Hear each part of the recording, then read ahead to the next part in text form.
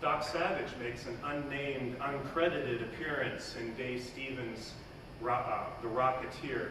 And so even though Dave Stevens didn't have the rights to use the Doc Savage name or the character, if you're familiar with Doc Savage and the pulp adventures of Doc Savage, you can very clearly tell who that is.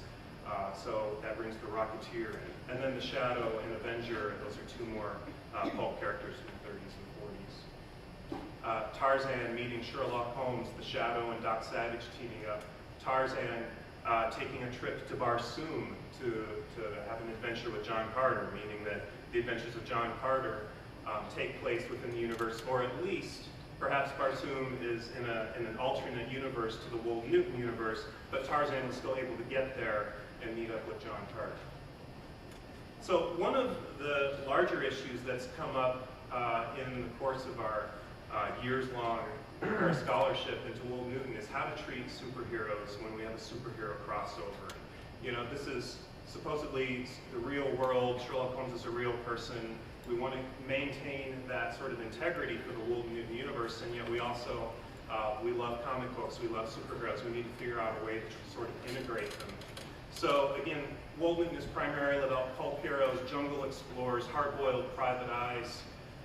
There's some Lovecraftian horror, science fictional aspects. But in his Doc Savage fake biography, Farmer did sort of open the door a little bit to superheroes. He mentioned that perhaps Lois Lane was a sister to the Shadow's Margot Lane. Margot Lane was one of the Shadow's assistants. So you've got the Lane sisters, and maybe there really is a Lois Lane, maybe there really is a Clark Kent or a Superman, but how do you incorporate them without completely changing how the Wold Newton universe works and what it looks like? So what a bunch of us have decided is that we can incorporate superheroes as long as they're sort of friendly to the Wold Newton universe. They're not overly powered.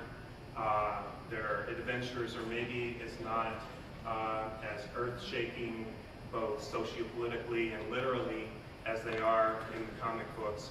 Perhaps the Wold Newton universe is sort of an alternate Earth to the DC Comics universe and the Marvel universe, where we incorporate versions of those superheroes, but powered-down versions. So a powered-down version of Superman, a powered-down version of Captain America.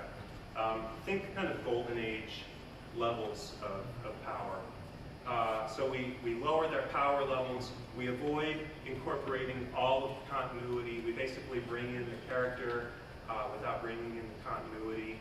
And we say that the character has to have met a mainstream or a primary Wold Newton character. So you've got to meet someone like Sherlock Holmes to be in. Superman has to meet Sherlock Holmes. If there's a connection for the Flash, Superman can't come in by having met the Flash. He's got to meet Sherlock Holmes or Tarzan or Doc Savage, someone like that, to come into the Wold Newton universe.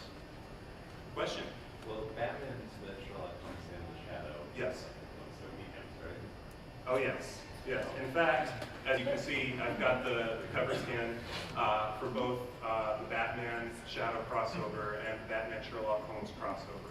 Spider-Man has met Doc Savage. Actually, they didn't meet. It was a cross-time adventure, but they were involved in the same events at different times.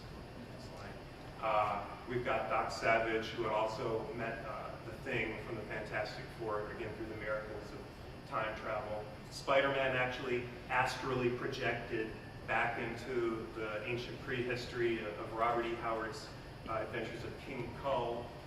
And Golden Age Batman met Tarzan in the 1930s. So that's how we bring in the superheroes.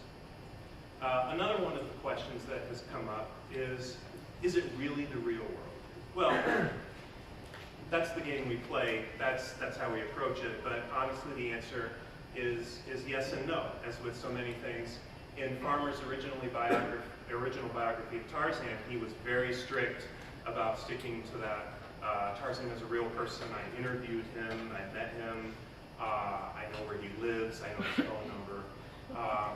And yet in subsequent Wold Newton works, he kind of moved away from that. I think he found that literary pretense was a little bit confining, and he started to include a little bit more of the science fiction and the fantastic elements.